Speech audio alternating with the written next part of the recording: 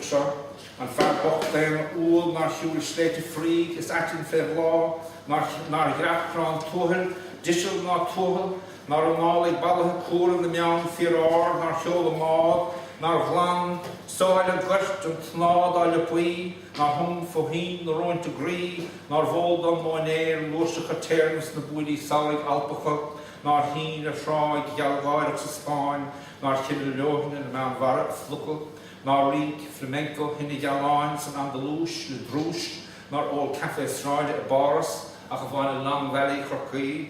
nar bhain a bhíal nar chéad a shrón a hankisiúr spéire nó áireach glan ó scithe folla nar hagah ceol na mán bróige go le sneachta cruúte na rúise nar lígmhaid cris chéasta ó na crise a hlí na crise bhóthar na lí is fós a chomháid am lán leis an ealaíne mar gur heascailte a fuair na cruinne na fechaí I míúiltaí a chufléachta.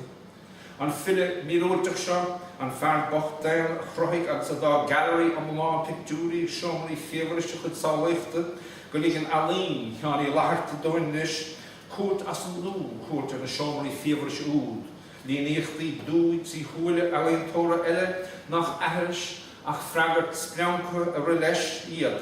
A dhéanann scan a sáilach an ósráilachas mainéadach trí hiisiachs na línte a freaban amachas an bhráma a uilimh a buin sínte cuatha as na línte bortha a bheran ar bhíanach gettathe na filiachta I ngetana chudálaína féin a bhainaíonn le chláustafóibe Edvard Munch. The réalachas espressioníoch ag an síle the frohapín tána a fanna slí a héidir an phoblacht doracha glanamachas an grí a nascan leann na nefní go chaní mar dhéanann filí osclaíonn an gata leanna buíisteach a saoil na leanna í ar chúlatí gan a